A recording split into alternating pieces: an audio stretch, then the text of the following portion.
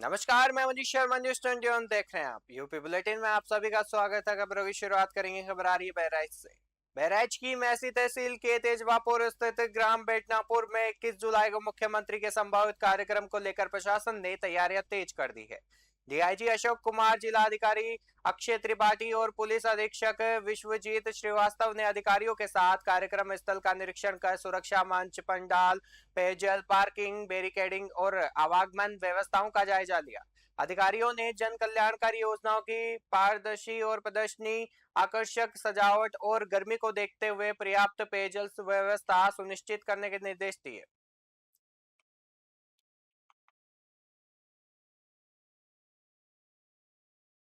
एक को दोपहर में दो विधानसभाओं के लिए विधानसभा महसी और नानपारा की जितने भी प्रोजेक्ट इस समय लोकार्पण और शिलान्यास के लिए तैयार हैं, उनके कार्यक्रम के लिए माननीय मुख्यमंत्री जी के आगमन होने का कार्यक्रम हम लोग को मिला है।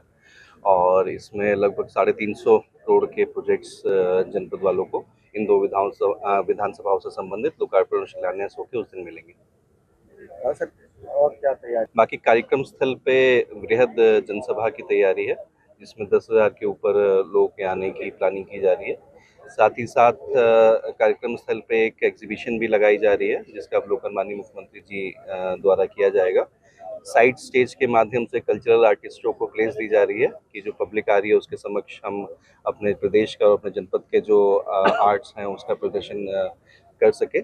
इसके साथ साथ कुछ योजनाओं से संबंधित जो पात्र लाभार्थी हैं उनको प्रमाण पत्र, चेक एवं स्वीकृति पत्र का वितरण भी माननीय मुख्यमंत्री जी के कर कमलों द्वारा इस कार्यक्रम के दौरान किया जाए। लखीमपुर में आयोजित तहसील दिवस के दौरान 8वीं कक्षा के एक छात्र ने अपने बेबाक अंदाज से सभी का ध्यान खींच लिया। छात्र ने जिलाधिकारी से शिकायत करते हुए कहा कि उसके चाचा चाची ने घर पर ताला लगा रखा है और उसकी मां मजदूरी कर परिवार का पालन पोषण करती है। जब डीएम ने कोतवाल से बच्चे का मामला देखने के लिए कहा तो छात्र ने तुरंत जवाब दिया, देखना नहीं, ताला खुलवा दीजिए। बच्चे की साफ कोई और आत्मविश्वास से मौजूद अधिकारी भी हैरान रह गए। जिलाधिकारी ने मामले में तत्काल आवश्यक कार्रवाई के निर्देश दिए हैं। लखीमपुर खीरी से सत्येंद्र सिंह की रिपोर्ट देख रहे हैं।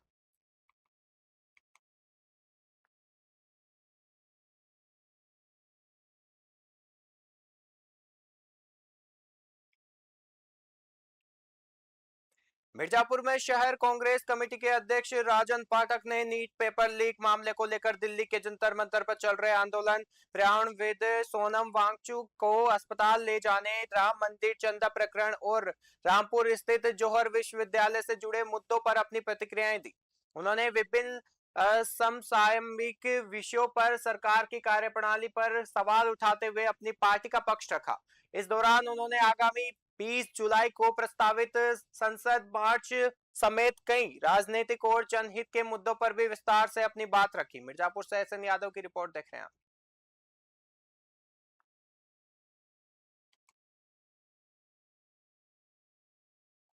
2027 उत्तर प्रदेश विधानसभा की रणभेदी बज चुकी है, लेकिन उसके पहले हम बात करते हैं देश और प्रदेश की राजनीति में एक अलग मोड़ आ गया जिसे भूचाल कहते हैं।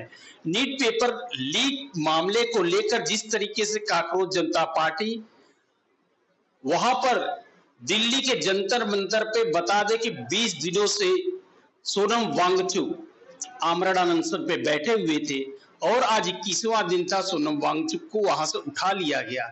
और वहीं दूसरी ओर उत्तर प्रदेश में अयोध्या में भगवान राम के मंदिर से जो चंदा चोरी का मामला आया, उत्तर प्रदेश में पूरी तरीके से विपक्ष सरकार को घेर रही है। और हाल में ही रामपुर के जौहर विश्वविद्यालय को गिराने का जो सरकार का आदेश है, इन सभी मुद्दों को लेकर इस समय हमारे साथ मौजूद है मिर्जापुर में शहर कांग्रेस कमेटी के अध्यक्ष राजन पाठक। आइए जानते हैं इन सभी मुद्दों को किस तरीके से लेते, क्या नजरिया है, क्या राय है, क्या वास्तविकता में ये मुद्दे जो हैं वो जनता के लिए है या तो गलत है। जी बहुत बहुत स्वागत है आपका चैनल में। धन्यवाद आपको। जी अध्यक्ष जी, जब से देखा गया है कि नीट पेपर लीक के बाद से कांग्रेस जनता पार्टी के बैनर तले दिल्ली के जंतर मंतर में सोनम वांगचुक जो पर्यावरणविद है 20 दिन से आमरण अनशन पर बैठे हुए थे और आज सुबह सुबह 7 बजे दिल्ली पुलिस उन्हें बिना कोई सूचना दिए, बिना कुछ बताए, सादे पोशाक में जाकर उनको उठा ले गई और तमाम तरीके से वहां के प्रदर्शनकारियों ने कहा कि उनसे कुछ धक्का मुक्की भी हुई और उन्होंने वांगचुक को उठवे बुढ़े ये सारे शब्द कहे। किस तरीके से देखते हैं जिस तरीके से उन्हें उठाया गया? देखिए, देश का दुर्भाग्य है कि पहले लोग पढ़ाई लिखाई, इंजीनियर, डॉक्टर वगैरह वगैरह, साइंटिस्ट वगैरह तमाम चीज का लोग ध्यान करते थे। आज देश में दुर्भाग्य है कि ऐसे शासन में बैठे शासक लोग हो गए कि वो पढ़ाई लिखाई पर एकदम सबको हटाना चाहते हैं। आज देखिए, तमाम देश में मिर्जापुर, हम लोग मिर्जापुर में हैं, मिर्जापुर में पता करिए कई विद्यालय बंद हो गए, स्कूल कॉलेज बंद हुए, तो और देश में बंद हुए। तो यह पढ़े लिखे लोगों की सरकार नहीं है। आज हमारे जो भी स्टूडेंट बच्चे और जो भी परीक्षार्थी हैं, देश में बेरोजगारी बेतहाशा आप देख रहे हैं, महंगाई बेरोजगारी जिस तरह से है, उससे भी बढ़कर के जो लड़के और पूरे परिवार के लोग परीक्षा की तैयारी कराते हैं, आज वो पूरे परिवार को उसमें दिमाग खपत होता है, खर्चा होता है, एक प्रकार से लगता मेहनत होता है। तो जो बच्चे परिवार का परीक्षा देते हैं, उसके साथ साथ पूरे परिवार के लोग लगे रहते हैं कि कहीं से किसी प्रकार कमी ना हो। आप निश्चित रूप से यह भी देखिए कि सरकार पेपर लीक, कई चीजों का पेपर लीक करा दी। अब आप सोचिए उन बच्चों का जो बेरोजगारी और महंगाई के समय में आज जिस तरह से परीक्षा दे रहे हैं और भविष्य की अपने के प्रति वो सोच रहे हैं, जब पेपर लीक हो जा रहा है तो वो बच्चे पर ही नहीं, पूरे परिवार नहीं, वो जितने लोगों को परिवार लगे रहते हैं, एक बहुत बड़ा लोग हादसा होता है। यह शारीरिक रूप से, मानसिक रूप से, आर्थिक रूप से यह सरकार लोगों का शोषण कर रही है। तो निश्चित रूप से यह सरकार बहुत खराब काम कर रही है, इसका कड़ी से कड़ी निंदा करता हूं। रही सोनम वांगचुक की बात, सोनम वांगचुक एक प्रकार से खानदानी आदमी है, उनके पिताजी भी बहुत देश के लिए और लड़कों के लिए काम करते थे। ये भी निश्चित रूप से इसका एक क्रेज है। आज कुछ चंद लोगों को भाजपा सरकार गलत तरह से अपना स्टेटमेंट दिला करके उनको गलत तरीके से फंसाना चाहती है, लोगों को जुबान बंद करना चाहती है, संवैधानिक अधिकारों को खत्म करना चाहती है, संवैधानिक संस्थाओं को खत्म कर रही है। तो यह सरकार इस समय तानाशाही पर उतर आई है और निश्चित रूप से देश का भी आप देखें, साइंटिस्ट भी जो हमारे वो भी छोड़ करके बैठ गए हैं, उसमें ताला लग गया। तो तमाम प्रकार की ऐसी कामें हो रही हैं कि आज बहुत देश को रसातल में कर दे रहे हैं। तमाम चीज आप देखिए, कोई भी विभाग बाकी नहीं है जहां में भ्रष्टाचार चरम सीमा पर है।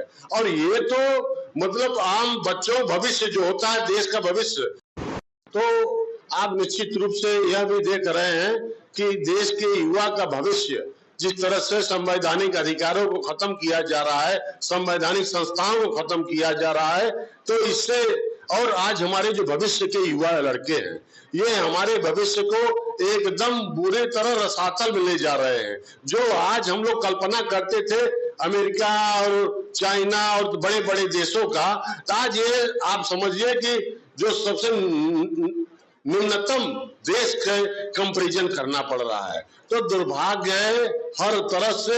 यही नहीं, आज चाहे हमारे धार्मिक की भी जो आप चंदा चोरी की बात कहे हैं, तो धार्मिक दृष्टिकोण से राजन जी, जैसे कि सोनम वांगचुक को हटा दिया गया और कॉकरोच जनता पार्टी के संस्थापक अभिजीत दीपके ने कहा कि अब वो आमरण अनशन पे बैठेंगे, क्या लगता है क्या वो आमरण अनशन उनका जारी रह सकता है? जिस तरीके से वांगचुक को उठाया गया और उन्होंने 20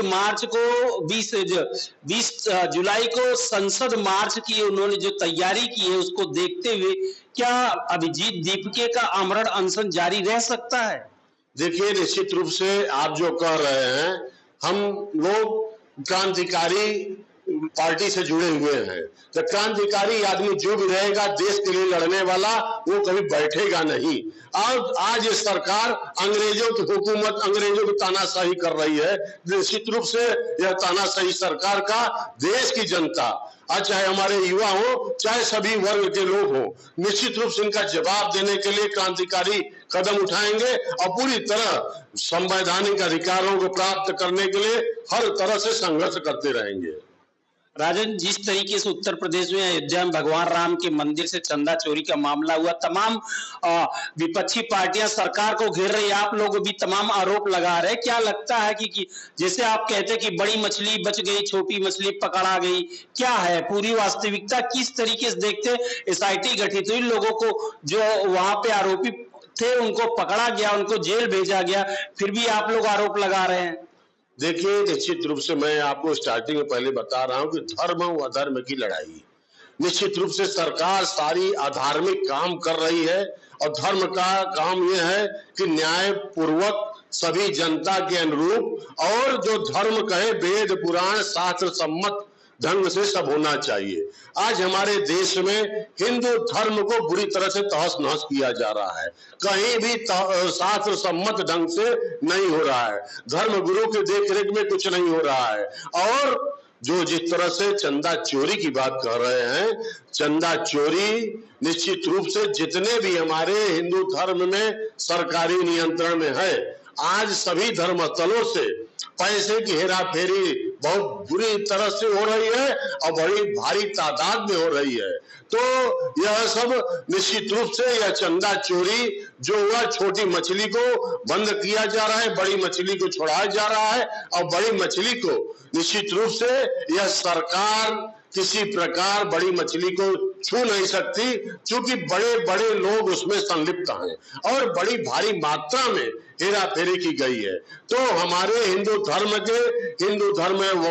के लोगों के भावना के विपरीत यह काम कर रही है। यह सिर्फ अपना काम बनता और भाड़ में जाए जनता जो कहावत है, यह निश्चित रूप से तानाशाही सरकार हो गई है और धर्म नहीं, हिंदू धर्म को बुरी तरह से तहस नहस किया जा रहा है। चाहे परंपरा हो, रीति रिवाज हो, उसका वेद पुराण शास्त्र कर्मकांड हर तरह से उसके अगेंस्ट में हो रहा है।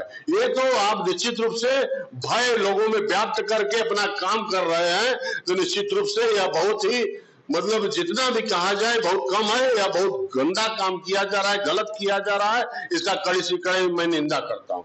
राजन जी, एक अंतिम प्रश्न था। जिस तरीके से उत्तर प्रदेश के रामपुर में जौहर विश्वविद्यालय है, सरकार का जो एक फरमान जारी हुआ कि जौहर विश्वविद्यालय में 38 जो भवन है, उसके कक्ष हैं, वो उसके नक्शा पास ने उनको ढहाने की बात कही जा रही है। किस तरीके से देखते हैं आपकी एक किसी विश्वविद्यालय जो बन चुका है और उसके भवन गिराने की बात सरकार कर रही है, जो कि कानून के खिलाफ वो बता रहे हैं? देखिए, निश्चित रूप से विश्वविद्यालय हो चाहे विद्यालय हो, अगर कहीं भी है तो उसको नियमानुसार सही रूप से उसके साथ काम होना चाहिए। रही अगर कोई विद्यालय पहले से बना चला रहा है तो निश्चित रूप से किसी विद्यालय को, शिक्षा के सदन को, शिक्षा के स्थल को तोड़ना नहीं चाहिए। आज विद्यालय बंद किए जा रहे हैं, बनाए एकदम नहीं जा रहा। विद्यालय को किसी भी हालत में, किसी भी, चाहे जो विद्यार्थी हो, चाहे जिस धर्म का हो, इसी प्रकार विद्यालय नहीं बंद किया जाना चाहिए। रही अगर आदमी कहीं गड़बड़ी है तो उसकी पेनाल्टी करके उसको व्यवस्थित बनाया जा सकता है। ये सिर्फ सरकार बदले की भावना से, और यह सरकार निश्चित रूप से लोगों के साथ, शिक्षा के साथ खिलवाड़ काम कर रही है। शुक्रिया हमसे बात करने के लिए। तो इस तरह से आपने देखा, हमारे साथ मौजूद थे शहर कांग्रेस कमेटी के अध्यक्ष राजन पाठक, जिन्होंने बताया किस तरीके से दिल्ली में जंतर मंतर में सोनम वांगचुक को वहां से हटाए जाने के बाद अभिजीत दीपके का जो आमरण अनशन प्रारंभ होता है वो क्रांतिकारी आंदोलन के रूप में शुरू होगा। वही राम मंदिर बताया कि ये जो चंदा चोरी का मामला है वो सरकार के नियंत्रण में जो मंदिर है, और जहां तक बात हुई वहां हिंदू धर्म का हास हो रहा है। और शिक्षा के मंदिर में जिस तरीके जौहर विश्वविद्यालय की बात हो रही है, तो किसी भी स्कूल या कॉलेज या विश्वविद्यालय में जो भी पहले से चल रहे उनको गिराना नहीं चाहिए। अगर कोई भी खामियां हैं तो उस खामियों को दूर करने के लिए सरकार के पास कई रास्ते, उन रास्तों को अपनाना चाहिए। आने वाला समय बताएगा कि वास्तविकता में इन सब मुद्दों को लेकर सरकार किस तरीके से अपना रुख अपनाती है। 2027 उत्तर प्रदेश विधानसभा की रणभेदी बज चुकी है, लेकिन उसके पहले हम बात करते हैं देश और प्रदेश की राजनीति में एक अलग मोड़ आ गया जिसे भूचाल कहते हैं। नीट पेपर लीक मामले को लेकर जिस तरीके से कांग्रेस जनता पार्टी वहां पर दिल्ली के जंतर मंतर पे बता दे कि 20 दिनों से सोनम वांगचुक आमरण अनशन पे बैठे हुए थे और आज 21वां दिन था सोनम वांगचुक को वहां से उठा लिया गया। और वही दूसरी ओर उत्तर प्रदेश में अयोध्या में भगवान राम के मंदिर से जो चंदा चोरी का मामला आया, उत्तर प्रदेश में पूरी तरीके से विपक्ष सरकार को घेर रही है। और हाल में ही रामपुर के जौहर विश्वविद्यालय को गिराने का जो सरकार का आदेश है, इन सभी मुद्दों को लेकर इस समय हमारे साथ मौजूद है मिर्जापुर में शहर कांग्रेस कमेटी के अध्यक्ष राजन पाठक। आइए जानते हैं इन सभी मुद्दों को किस तरीके से लेते हैं, क्या नजरिया है, क्या राय है, क्या वास्तविकता में ये मुद्दे जो हैं वो जनता के लिए है या तो गलत है। जी बहुत बहुत स्वागत है आपका चैनल में। धन्यवाद आपको। जी अध्यक्ष जी, जब से देखा रामपुर में नवागत पुलिस अधीक्षक अनिल कुमार सिंह ने विधिवत कार्यभार ग्रहण कर लिया है। बीती रात रामपुर पहुंचने के बाद उन्होंने तत्काल जिम्मेदारी संभाली। इस अवसर पर अपर पुलिस अधीक्षक तथा जनपद के सभी क्षेत्राधिकारीगण ने पुष्प गुच्छ भेंट कर उनका स्वागत किया। नए पुलिस अधीक्षक के कार्यभार संभालने के साथ ही पुलिस प्रशासन ने कानून व्यवस्था को और प्रभावी बनाने की दिशा में कार्य शुरू कर दिया है। रामपुर से शाहबाज खान की रिपोर्ट देख रहे हैं आप।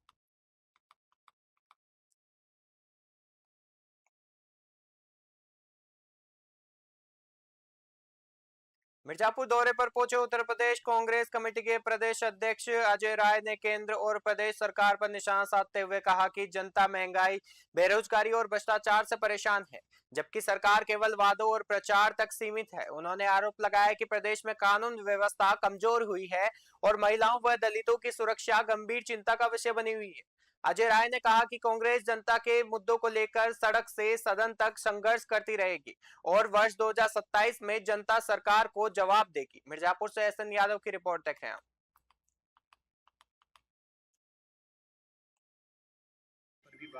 सर, क्या इस बार विधानसभा चुनाव में समाजवादी पार्टी से कांग्रेस का गठबंधन रहेगा या कांग्रेस अकेले चुनाव लड़ेगी? देखिए, हम सब लोग 403 विधानसभाओं पर संगठन सृजन के माध्यम से अपना दिन रात काम कर रहे हैं। हमारे कार्यकर्ता, देखिए आज मैं मिर्जापुर के इस बरेनी गांव, जहां हमारा ननिहाल है, यहाँ पर हूँ। जिनके हमारे यहाँ वरिष्ठ लोग भगवती प्रसाद चौधरी जी, हमारे पूर्व विधायक, हमारी चौबे जी, जिला अध्यक्ष, आप देखिए सारे लोग, पूरी टीम यहाँ पर कांग्रेस पार्टी की खड़ी है। तो मैं समझता हूँ कि ये इस बार पूरी ताकत से कांग्रेस अपना काम कर रही है। बाकी नेतृत्व निर्णय लेगा कि गठबंधन कितना करना है, किससे करना है, ये राष्ट्रीय नेतृत्व का निर्णय है। सर, अभी देखा जाए तो संगठन सृजन की आपने बात किया, तो संगठन सृजन का जो कार्यक्रम था वो उत्तर प्रदेश में चर्चा है कि फ्लॉप रहा है, क्योंकि बूथ स्तर तक आपके संगठन के कोई वहाँ पे प्रभावी नहीं है। क्या कहना चाहेंगे? देखिए, संगठन सृजन का पूरा कार्यक्रम अभी हमारा चल रहा है, बंद भी कहाँ हुआ है, पूरा भी हुआ ही नहीं जी। तो अभी कैसे आप कह सकते हैं कि वो फ्लॉप रहा है? जी। अभी संगठन सृजन लगातार हमारा चल रहा है और हम बूथ स्तर तक हर जगह, हर बूथ पे आपको व्यक्ति मिलेगा और इसकी सारी सूची और लोगों को उपलब्ध हम कराते हैं। अयोध्या में राम मंदिर चोरी को लेकर क्या कहना चाहेंगे? पूरी तरीके से इसमें सरकार इसमें शिथिलता बरत रही है। जो इसमें बड़े मछलियां हैं, चंपत राय बंसल, अनिल मिश्रा, गोविंद देवगिरी, कोषाध्यक्ष और गोपाल राव, ये सारे लोग इसमें शामिल हैं। जो चेयरमैन है निपेंद्र मिश्रा, जिसने राम भक्तों पर गोली चलवाई, वो व्यक्ति चेयरमैन बना हुआ है। और पूरी तरीके से ये भारतीय जनता पार्टी के लोग इन चोरों को, जो महापाप किया इन लोगों ने, इनको बचा रहे हैं। और देखिए, भी पता चला कि वहाँ पर ये शुद्धि यज्ञ करा रहे हैं। अरे शुद्धि यज्ञ, इसका मतलब आपने अशुद्धि किया है, आपने बेईमानी किया, साबित होता है। शुद्धि यज्ञ कराने का क्या तात्पर्य है? इसका मतलब कि आपने भगवान राम के स्थान को, पवित्र स्थान को, भगवान की धरती, भगवान का जन्म स्थान अयोध्या, उसको अपवित्र काम किया है, इसलिए शुद्धि यज्ञ करा रहे हैं। मैं समझता हूँ कि पूरी तरीके से इन चोरों को तत्काल, जो मैंने नाम लिया, इन सभी लोगों को जेल भेजना चाहिए। नीचे जो लोग पकड़े गए हैं उनसे इन लोगों ने चोरी कराया है। लेकिन भाजपा के बड़े बड़े नेता ही कह रहे हैं कि हिंदू का मंदिर है, हिंदू चुरा लिया तो क्या हो गया? इसका मतलब कि सब को आप चोर बनाएंगे? हिंदू का मंदिर है तो अभी कौन कह रहा है कि मुसलमान चुरा रहे हैं? अरे आप चोरी करेंगे? चोरी कहीं भी आप मंदिर में पूजा करते हैं, इसका मतलब कि वहाँ रोज जाके चोरी करेंगे? दिल्ली में सोनम किसी भी वांगचुक मंदिर में जा रहे हैं दर्शन करने में चोरी करेंगे? यही नैतिकता है भारतीय जनता पार्टी की। अगर यही सोच है, यही नैतिकता है, इसी से देश चलाना चाहते हैं, देश को पूरी तरीके से देखिए, भगवान का भी डर खत्म हो गया। भगवान राम का भी डर खत्म हो गया जी, भगवान राम के नाम पे आए और चोरी कर रहे हैं। एक कहावत है ना गांव में, गब्बर चोर सेनी में गावे, वही हाल हो गया। दिल्ली में सोनम वांगचुक को उठा ली गई है पुलिस, मतलब कि वहां से विरोध प्रदर्शन कर रहे थे वहां पर। नहीं, तो देखिए, हमारी मांग है, कांग्रेस पार्टी शुरू से कह रही है कि धर्मेंद्र प्रधान का इस्तीफा होना चाहिए, तो सोनम वांगचुक भी वही चाहते हैं। हमारे नेता आदरणीय राहुल गांधी जी पहले से उठा रहे हैं लगातार। वो आप देख सकते हैं, कोटा में उनका कार्यक्रम हो गया बच्चों के बीच में, कल देहरादून में हुआ, अभी पूरे प्रदेश देश के अंदर होने जा रहा है। राहुल गांधी जी ने जो बात उठाई है, निश्चित तौर से एक कार्यकर्ता, एक लोग उसी पे, सोनम वांगचुक जी भी वही बात उठा रहे हैं, तो निश्चित तौर से धर्मेंद्र प्रधान का इस्तीफा होना चाहिए या मोदी जी उनको तत्काल बर्खास्त करें। एथेनॉल पे सवाल पूछने पर तमाम मीडिया संस्थानों से पत्रकारों को निकाल दिया जा ये रहा पूरी है। भाजपा चोरी करा रही है, भाजपा हटवा रही है उनको, पूरी चोरी करा रही है। ये लोग सब उसमें शामिल हैं और एथेनॉल नितिन गडकरी उनका परिवार उसमें शामिल है।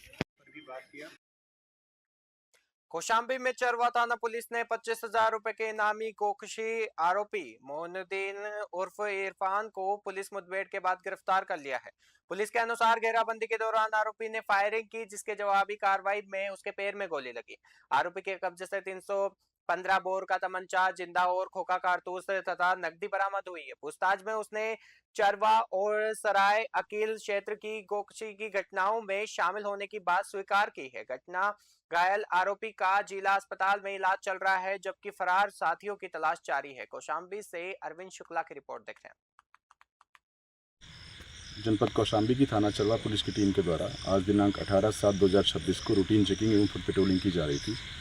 तभी मुखबिर खास के द्वारा सटीक सूचना दी गई कि दिनांक 14 जुलाई 2026 को थाना चरवा में दर्ज गोबर निवारण अधिनियम के संबंध में अभियोग के में प्रकाश में आया अभियुक्त, जिसका नाम इरफान उर्फ मोइनुद्दीन पुत्र साहबुद्दीन है, वो थाना चरवा में ही काजू मलाक नागर रोड के पास में भागने की फिराक में है। मुखबिर खास की उक्त सटीक सूचना पर थाना चरवा पुलिस की टीम के द्वारा मौके पर पहुंचा गया। खुद को गिरता देख उक्त अभियुक्त के द्वारा पुलिस पार्टी पर जान से मारने की नीयत से फायरिंग की गई। पुलिस पार्टी द्वारा आत्मरक्षार्थ की गई जवाबी फायरिंग में उक्त व्यक्ति के पैर पर गोली लगी है। प्रारंभिक पूछताछ में इस व्यक्ति ने अपना नाम इरफान उर्फ मोइनुद्दीन पुत्र साहबुद्दीन निवासी पनारा गोपालपुर सरायकील बताया है तथा इसने अपना जुर्म एक बार स्वीकार करते हुए बताया कि थाना चरवा में घटित गौकशी की घटना में यही संलिप्त था और इसने यह घटना अपने एक अन्य साथी के साथ कारित की गई थी। इस व्यक्ति पर 25,000 का इनाम भी था तथा इस व्यक्ति पर पूर्व में भी गौकशी के संबंध में दर्ज अभियोग का इतिहास रहा है। अब तक इस घटना के संबंध में घायल अभियुक्त को जिला अस्पताल इलाज हेतु भेजा गया है तथा अग्रिम विधिक कार्रवाई इस संबंध में प्रचलित है।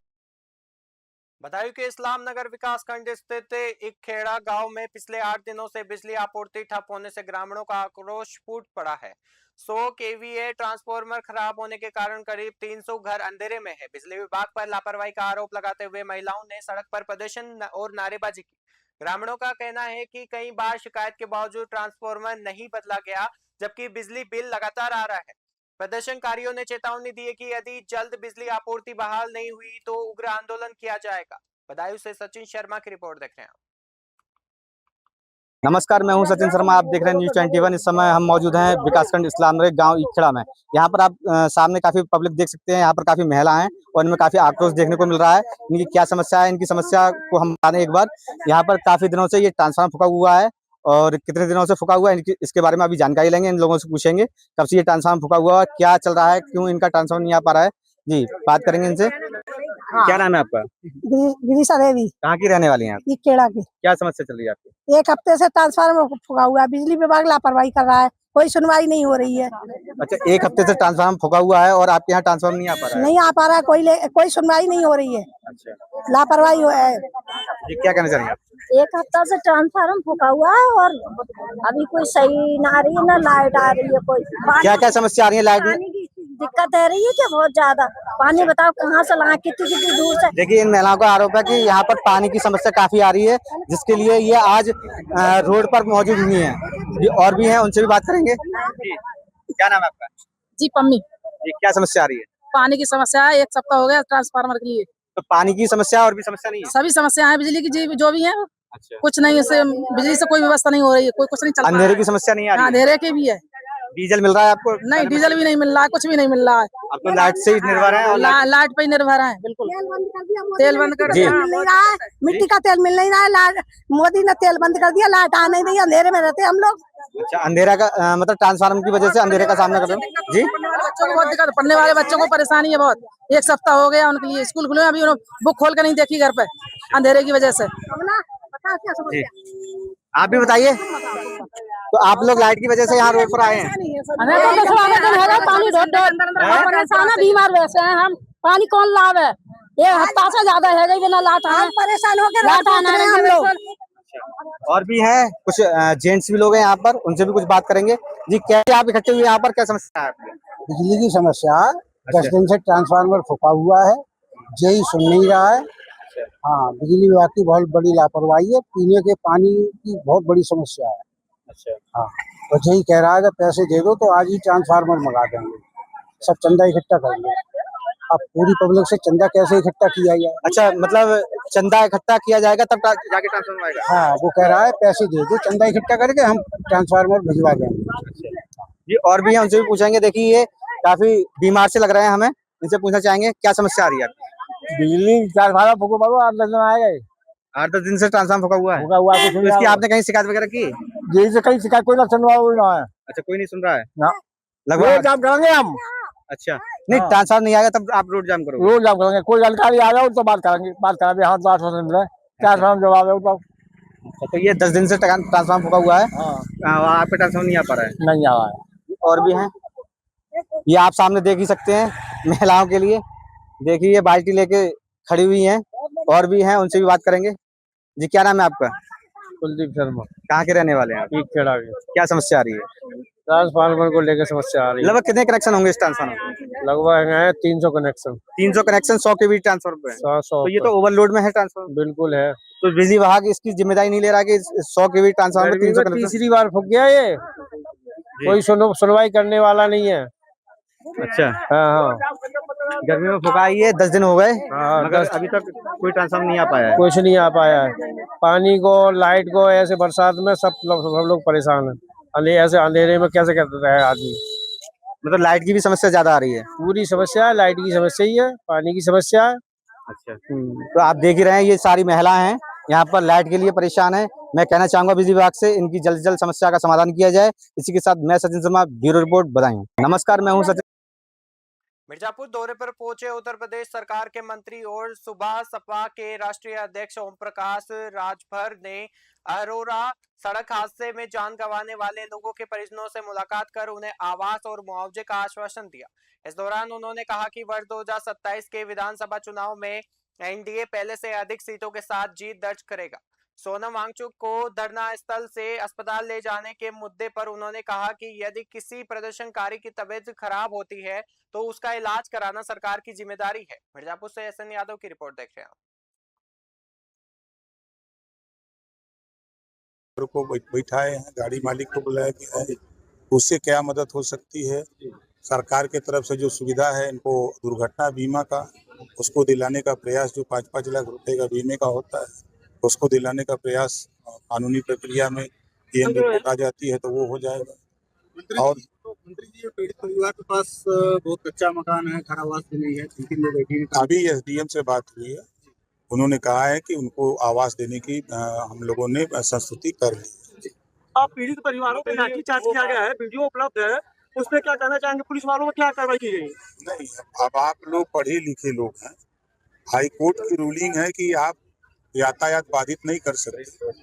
अब खाली कराने के लिए ऐसी घटनाओं में प्यार से लोग कहते नहीं सुनते हैं, तो थोड़ा हटाने में तो दिक्कत तो होती ही है। मंत्री, एक परिवार में 3 मौत हो गई है, तो इनको सरकार की तरफ से क्या मदद दिलाना चाहेंगे? देखिए, जो पारिवारिक और दुर्घटना बीमा है 5-5 लाख रुपया मिलता है सरकार के तरफ से, वो है। आवास इनको व्यवस्था करा दी जाएगी। और जो दुर्घटना बीमा का गाड़ी का जो एक्सीडेंट हुआ उस पर भी क्लेम बनता है, तो वो क्लेम कोई वकील लड़ता है, तो वो वकील लड़ करके जो भी कोर्ट से फैसला होगा वो कराएगा। औलाम साहब, 2 बार इस तरह की घटना हो चुका है। एक बार चिकित्सा किराए पे ट्रक फंस में घुस गया था, 2 मौत हो गई थी, और यहाँ पे इस बार 2 दिन पहले 3 मौतें यहाँ हो गई है। क्या सरकार क्या? देखिए, कोई सरकार एक तरफ सब लोग कहते हैं कि हमको अच्छी सड़क दीजिए, तो सरकार अच्छी सड़क बना करके आपको दे दिया। अब अच्छी सड़क पर जब आदमी चल रहा है तो आज साइकिल वाला, मोटरसाइकिल वाला भी पास ले रहा है, देखते हैं बड़ी गाड़ियों से सड़क ठीक होने पर को बैठाए हैं, गाड़ी मालिक को बुलाया गया। गोरखपुर में बीआरडी मेडिकल कॉलेज के आसपास सक्रिय कथित एम्बुलेंस माफिया के खिलाफ पुलिस ने बड़ी कार्रवाई करते हुए 18 एम्बुलेंस सीज कर दी है और 5 चालकों को हिरासत में लेकर पूछताछ शुरू कर दी है। पुलिस को शिकायत मिली थी कि कुछ एम्बुलेंस चालक मरीजों और उनके परिजनों को बहला फुसलाकर निजी अस्पतालों में भर्ती कराते थे और इसके बदले कमीशन लेते थे। जांच के दौरान कई एम्बुलेंस बिना वैध पंजीकरण, आवश्यक दस्तावेज और अस्पताल से संबंधित के साथ नहीं मिली और पुलिस पूरे नेटवर्क और संभावित सांठ-गांठ की जांच में जुटी हुई है। गोरखपुर से देवेंद्र प्रताप सिंह की रिपोर्ट देख रहे हैं आप।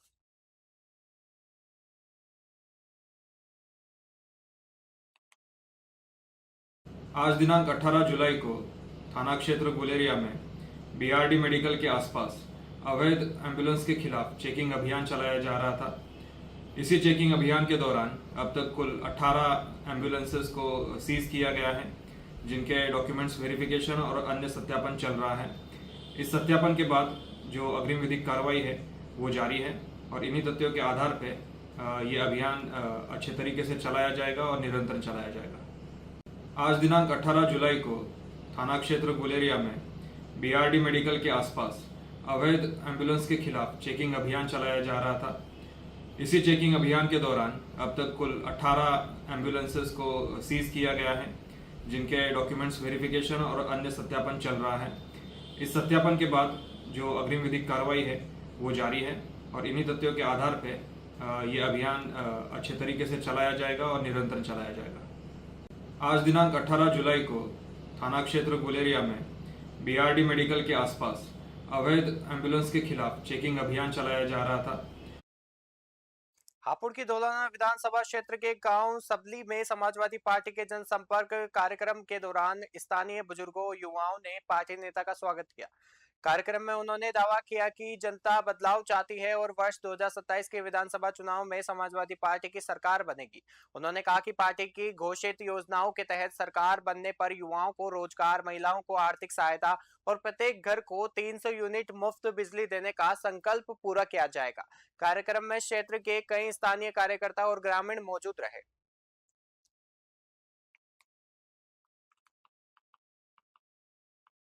बांदा में कांग्रेस कार्यकर्ताओं ने विधानसभा अध्यक्ष सतीश महाना के एक बयान के विरोध में प्रदर्शन करते हुए उनका पुतला फूंका और इस्तीफे की मांग की। प्रदर्शन के दौरान कांग्रेस कार्यकर्ताओं और पुलिस के बीच धक्का मुक्की भी हुई और इसी दौरान पुतले में आग लगाने के दौरान कांग्रेस जिला अध्यक्ष सहित कई कार्यकर्ता झुलस गए। भारी पुलिस बल की मौजूदगी में स्थिति को नियंत्रित किया गया और कांग्रेस ने विधानसभा अध्यक्ष के बयान का विरोध जताते हुए कार्रवाई की मांग की है। बांदा से रबाब खान की रिपोर्ट देख रहे हैं।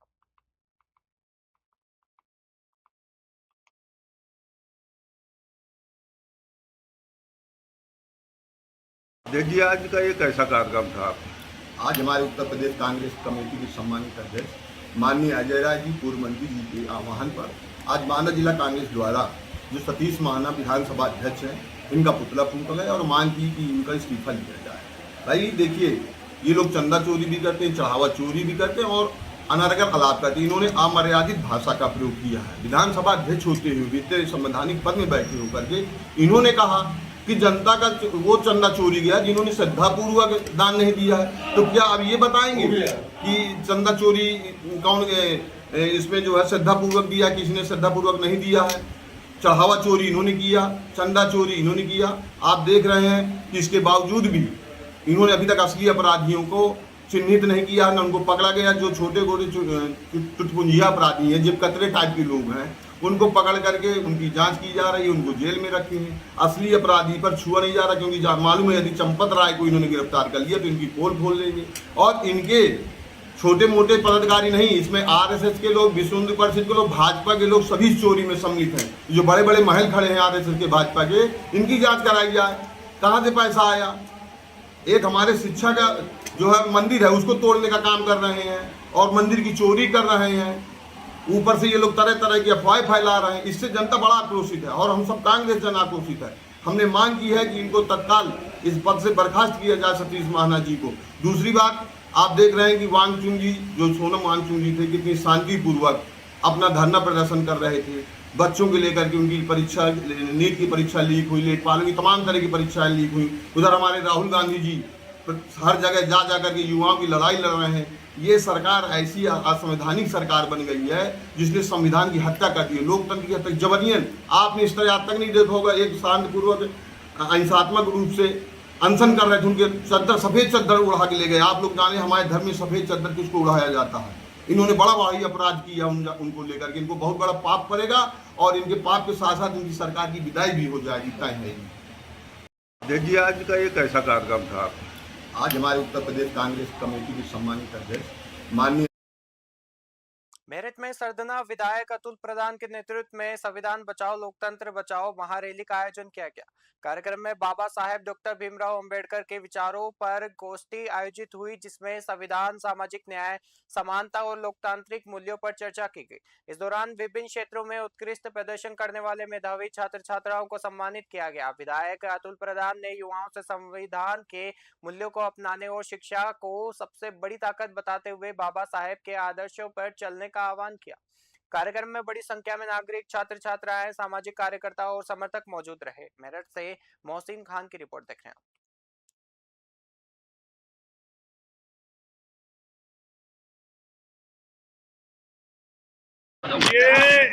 ये भारतीय संविधान को बचाने की लड़ाई है, जिसके लिए समाजवादी पार्टी, उसके नेता लगातार पीडीए की बात कर रहे हैं। और आज मुझे खुशी है कि हजारों हजार लोग हमारे दलित समाज से जुड़े हुए, हमारे मूल निवासी हमारे इस प्रोग्राम में शामिल हुए हैं। मैं उन देव तुल्य हमारे बाबा साहब को मानने वाले लोग जो यहाँ पर आए हैं, मैं उनका धन्यवाद करता हूँ, बहुत शुक्रिया अदा करता हूँ। और निश्चित रूप से भारतीय जनता पार्टी की सरकार को उखाड़ने का काम प्रदेश की जनता करेगी। पहले ये लोग उत्तर प्रदेश में हारेंगे, उसके बाद ये देश में हारेंगे। अच्छा विधायक जी, आप ये ताकत दिखा रहे हैं एक दूसरे से, बीजेपी के जिनका आप नाम ले रहे हो वो दंगई हैं, वो गुरूर और घमंड से भरे हुए हैं। जनता पहले भी उनके गुरूर और घमंड को तोड़ चुकी है और फिर गुरूर और घमंड को तोड़ने का काम जनता उनका करेगी। आज प्रतिभाशाली बच्चों को जिस तरह हमने अन्य अन्य समाज के लोगों को साइकिल वितरित की है, जो 10वीं और 12वीं की बच्चियां हैं उनको साइकिल वितरण का प्रोग्राम भी है और बाबा साहब के विचारों के विचार गोष्ठी भी। हजारों की तादाद में बच्चों को साइकिल दी जाएगी और सभी समाज के लोगों को दी जाएगी। सरकार बनने के बाद जो हमारे कामगार हैं, पहले भी समाजवादी पार्टी ने साइकिल वितरण किया है, आने वाले समय पर भी लगातार समाजवादी पार्टी वितरण करेगी और हम लोग संविधान विरोधी इस सरकार को उखाड़ने का काम करेंगे। ये तानाशाही है, हम लोग पहले भी गए हैं। समाजवादी पार्टी का शीर्ष नेता तो आदरणीय डिम्पल यादव जी, हमारे सांसद वहाँ पर पहुँचे हैं और हम लोग भी वहाँ पर गए हैं। आज फिर हम लोग वहाँ पर जाएंगे।